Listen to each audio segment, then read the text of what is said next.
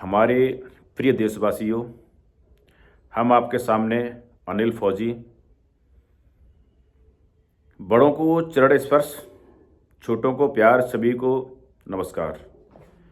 भाइयों दोस्तों, आज हम बात करते हैं हमारे देश में सेना और नेताओं के संबंधित में। हमारे देश में सबसे मुश्किल वाली सर्विस कौन सी है, ये सभी जानते हैं।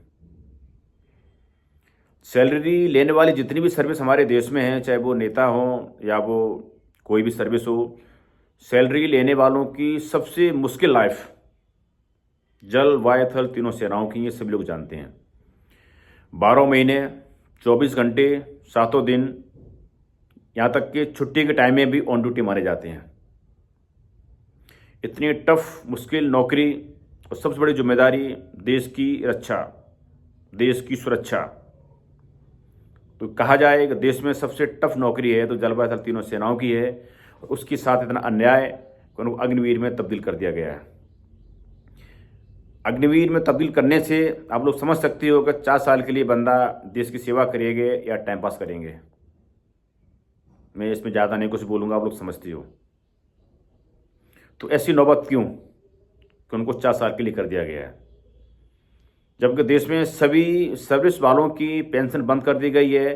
तो जल वायु थल तीनों सेनाओं की पेंशन बंद न होने की वजह से उन्होंने वो जड़ ही खत्म कर दी है कि 15 साल तक बंदा रहेगा ही नहीं तो पेंशन लेगा कहाँ से। तो उन्होंने 4 साल कर दिया है। 5 साल भी नहीं किया कि 5 साल करने से उसको कई सारी सुविधाएं मिलेंगी, इसलिए उन्होंने 5 से 4 साल कर दिए। अब मैं बात करना चाहूँगा, जब आर्मी की पेंशन बंद कर दी गई, 4 साल की नौकरी कर दी गई है और उनको ये कहा जा रहा है कि भाई हम तुमको कई जगह वैकेंसी देंगे, तमाम प्रकार के फोर्स, तमाम प्रकार की सर्विस हैं, स्टेट लेवल की, सेंट्रल गवर्नमेंट की, हम उसमें आपको कोटा देंगे। ये कहीं ना कहीं गुमराह है। जब एक व्यक्ति सारे टेस्ट पास करके जब उसको सर्विस दे दी गई है तो उसको निकाल के दूसरी जगह क्यों शिफ्ट किया जाएगा? क्योंकि तुमको पता है कि तुम उनको नौकरी दोगे ही नहीं, कहीं वैकेंसी निकलेगी नहीं, तो बंदा जाएगा कहाँ? इसलिए 4 साल करो, घर जाओ। और इस देश की एक भी राजनीतिक पार्टी या एक भी नेता,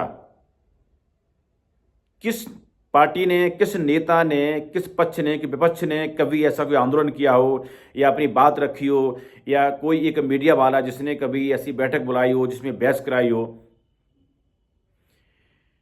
सबसे अच्छी सर्विस या सैलरी लेने वालों में सबसे अच्छी सर्विस कौन सी है? नेताओं की। सैलरी लेने के साथ साथ सारी जिंदगी एंजॉय लेते हैं वो लोग।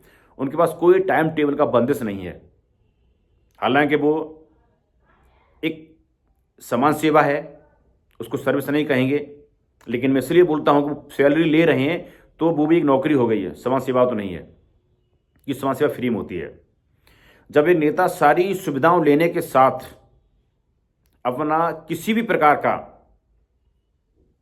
दुख दर्द का योगदान देश के लिए नहीं दे सकते हैं, तो कम से कम इतना आवाज तो उठा सकते हैं। जो हमारे देश में सबसे बड़ी भूमिका निभाने वाली जल वायु थल तीनों सेनाएं हैं, उनके साथ में अन्याय हो रहा है, उसके लिए कब किसने आवाज उठाई? किसने, ये नेता ने बोला? किस पार्टी के एक व्यक्ति ने बोला?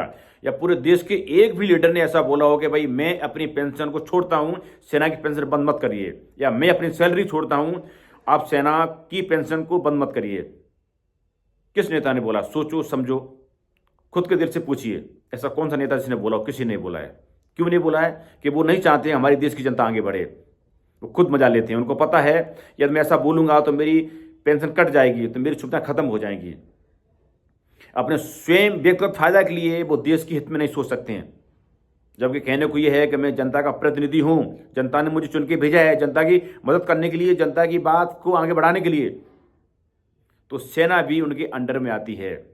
जिस एरिया के वो प्रतिनिधि हैं उस एरिया में वो सेना भी आती है। उन्होंने उनको ही वोट दिए होंगे, उन्हें परवाह वालों ने वोट दिए होंगे, लेकिन वो एक शब्द नहीं बोल सकते हैं कि मेरी पेंशन रोक दीजिए, क्योंकि मैं तो 2, 4, 5 साल या 10 साल के लिए जीता हूं, तो मुझे पेंशन क्यों?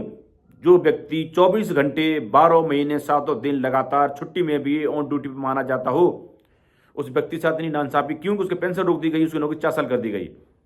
मैं अपनी पेंशन को छोड़ देता हूं, मैं अपने पेमेंट को छोड़ देता हूं, मुझे उतना ही चाहिए जो कि मेरा आने जाने का खर्चा पूरा किया जाए। वो नहीं बोल सकते हैं। ये आप लोग सोचिए, समझिए नेताओं की चाल।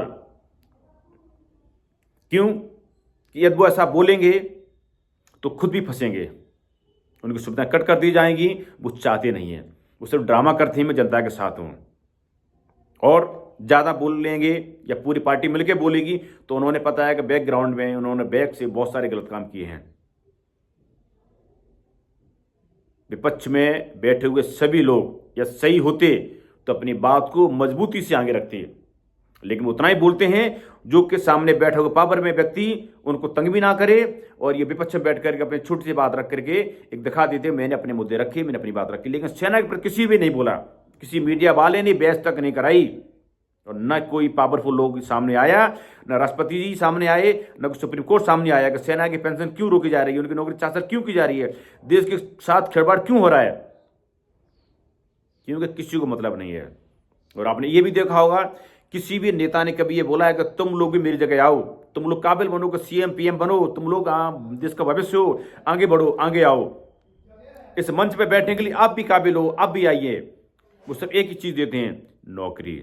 मैं तुमको नौकरी दूंगा, मैं तुमको गुलाम बना के रखूंगा, तुम मेरी जगह आ जाओ, तुम मेरे जैसे काबिल बनो। नहीं चाहेंगे वो लोग। वो चाहते हैं तुम लोग से मेरी तारीफ करो, मेरे नारे लगाओ, मेरे पीछे रहो, अपना घर का काम छोड़ करके सर्दी गर्मी बरसात मेरे साथ घूमो, लेकिन आगे सिर्फ मैं ही जाऊंगा, तुम लोग नहीं। तुम सिर्फ मेरे नीचे नीचे घूमो, मेरे पीछे पीछे रहो। तो ये हमारे देश का सिस्टम है, ऐसा कानून है कि समझदार लोग, देश प्रेमी लोग साइड में घूम रहे हैं और अनकाबिल लोग देश में राज कर रहे हैं, शासन चला रहे हैं। वो पावर में बैठ करके गलत होकर भी सही साबित कर देते हैं, और जो बंदा पावर में नहीं है, जिस व्यक्ति के पास पावर नहीं है लेकिन बता ईमानदार है, देश प्रेम है, देशभक्त है, या वो सही है, तो सच को भी दबा देते हैं वो अपनी ताकत में। उनका दबाने का कारण यही है कि एक बंदा ईमानदार पैदा होगा, उसको लाइट करेंगे या आगे बढ़ेगा, तो 2 होंगे, 4 होंगे, से बहुत बड़ी तादाद में ईमानदार लोग पैदा हो जाएंगे हमारे देश में, तो उनकी लूट खत्म हो जाएगी। तो वो नहीं चाहते हैं कि अच्छे लोग आगे आएं, अच्छे लोग कामयाब हों। ऐसे लोग आते हैं तो उन लोगों की लूट खत्म हो जाएगी, उनका भ्रष्टाचार में जो हाथ है, लिप्त है, वो दूर हो जाएगा। वो अपने मकसद में कामयाब होना चाहते हैं, इसलिए हमको गुलाम बना के रखते हैं, इसलिए हमको आगे नहीं बढ़ने देते हैं, इसलिए सिर्फ नौकरी देते हैं। ये नहीं कहते तुम भी सीएम पीएम के दावेदार हो, तुम भी इस जगह आइए और अपनी बात को रखिए, या कोई ऐसा काबिल बंदा है तो मेरे पास आइए, मैं उसको आगे बढ़ाऊंगा। बड़ा अफसोस की बात है, एक हरेंद्र फौजी यूपी से हैं, एक पूर्व सीएम के पास मिलने गए थे, वो बंदा मिला नहीं। एक केंद्र का बहुत बड़ा नेता है, उसके पास एक हरेंद्र फौजी भी गए थे, एक महाराष्ट्र का फौजी गया हुआ था, उनसे भी नहीं मिले। क्यों? कि वो नहीं चाहते हैं कि तुम लोग आगे आओ। यदि ऐसे बंदों को साथ में लेंगे तो वो डाउन हो जाएंगे, वो व्यक्ति आगे हो जाएगा। तो वो नहीं चाहते हैं कि कोई नीचे वाला व्यक्ति आगे बढ़े। किसी को देश से मतलब नहीं, उन लोगों को, जिनको देश से मतलब है उनकी देश में वैल्यू नहीं है, उनको लोग लाइक नहीं करते, उनको लोग समझते नहीं हैं। तो हमारा आप लोग से अनुरोध ये है कि आप लोग देखो, सोचो, समझो, कौन नेता है जो जनता की भलाई चाहता है, कौन सा नेता ऐसा है जो सेना की भलाई चाहता है, कौन सा नेता है जिसके साथ आप हो, आपकी भलाई चाहता है, उससे अपनी भलाई चाहते हैं, अपना अपना काम देखना चाहते हैं, वो खुद पैसे लूटना चाहते हैं, खुद सारे सुविधा लेना चाहते हैं। उस सेना के साथ क्या अभद्रता हो रही है देश में, देख लीजिए। यदि आप लोग सभी घर में चुपचाप बैठे रहोगे तो आने वाले टाइम में अपने बच्चों को क्या बोलोगे कि हमने गुलामी बन के जिंदगी जी, हम उन लोगों को गुलाम रहे जिन्होंने देश को लूटा है, और आज बच्चे तुम किसी काम के नहीं हो। हमारे देश में ईमानदारी खत्म होती जा रही है, देश प्रेम खत्म होता जा रहा है, क्योंकि डर पैदा हो गया है, ताकत लोगों का डर पैदा हो गया। वो लोग दबा देते हैं, मरवा देते हैं, फंसा देते हैं, जेल में डलवा देते हैं, जिसकी वजह से लोगों की तादाद कम होती जा रही है, अच्छे लोगों की। लेकिन ऐसा नहीं है, हर बंदा डरपोक है। तमाम लोग निस्वार्थ हैं जो अपनी जान भी दे देंगे, अपना सब कुछ दे देंगे देश के लिए, वतन के लिए। लेकिन मैं आप लोगों से उम्मीद करता हूं, आप लोग अनुरोध करता हूं, आप लोग जागो, अपने बच्चों को बताओ, अपने मोहल्ले में बताओ, जागो, अच्छे लोगों को आगे लेके आओ, ये चालबाज लोगों से साइड हो जाओ। ये जिसको लूट रहे हैं, खा रहे हैं, हमारा अधिकार भी हमारा खा रहे हैं, हमको भिखारी तो अपने अधिकार मांगने पड़ते हैं, फिर भी नहीं मिलते हैं। हम लोग भिखारी हो गए हैं। ये लोग हमको भीख की तरह हमको कुछ देते हैं, ये हमको भिखारी समझते हैं। खुद मंच पे खड़े होकर के हमको ज़मीन पे खड़ा होकर लेक्चर देते हैं। क्यों? वो चाहते हैं तुम वहीं रहो, सिर्फ मुझे आगे बढ़ाओ। तुम सिर्फ नेताओं की तारीफ करो, लेकिन आप तारीफ के योग्य मत बनो।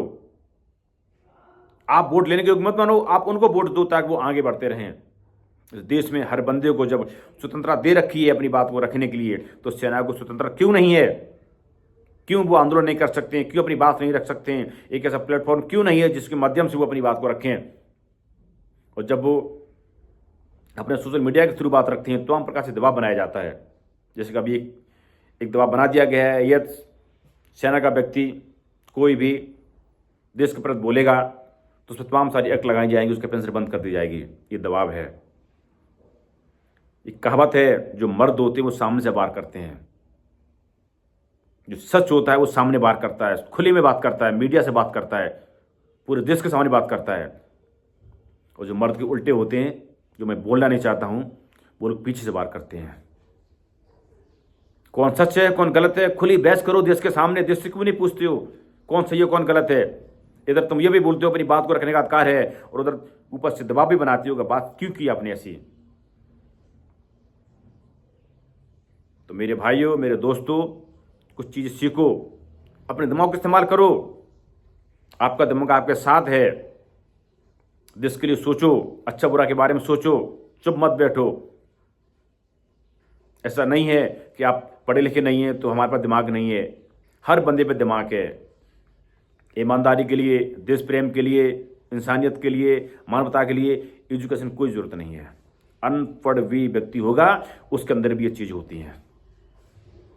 जो व्यक्ति ज़्यादा पढ़ा लिखा होगा वो सिर्फ स्वयं की फ़ायदा सोचेगा, क्योंकि किसी भी कॉलेज में, किसी भी एजुकेशन संस्थानों में ये नहीं बताया जाता है कि देश प्रेम, इंसानियत, मानवता के नाम से। वहाँ किताबें सिर्फ ये बताती हैं आपको स्वयं की फ़ायदा कैसे लेनी है। तो ये सच नहीं है, ये ज़रूरी नहीं है कि पढ़ा लिखा लोग ही काबिल बनेगा। अनपढ़ा लिखा व्यक्ति के अंदर भी ये गुण होंगे कि वो देश प्रेमी होगा, उसके अंदर मानवता होगी, इंसानियत होगी, अच्छा बुरा का समझ सकेगा वो। तो आप लोग भी अपने अंदर देश प्रेम लाएं और सोचें कि हमारे साथ कौन है। यही देश की राजनीति ऐसी रही तो पूरा देश खोखला हुआ जा रहा है। अच्छे लोगों को डरा डरा के साइड कर दे रहे हैं और पूरे गलत लोगों का एक भंडारा हो जाएगा। बहुत बड़ा एक कहा जाए तो एक तूफान आएगा।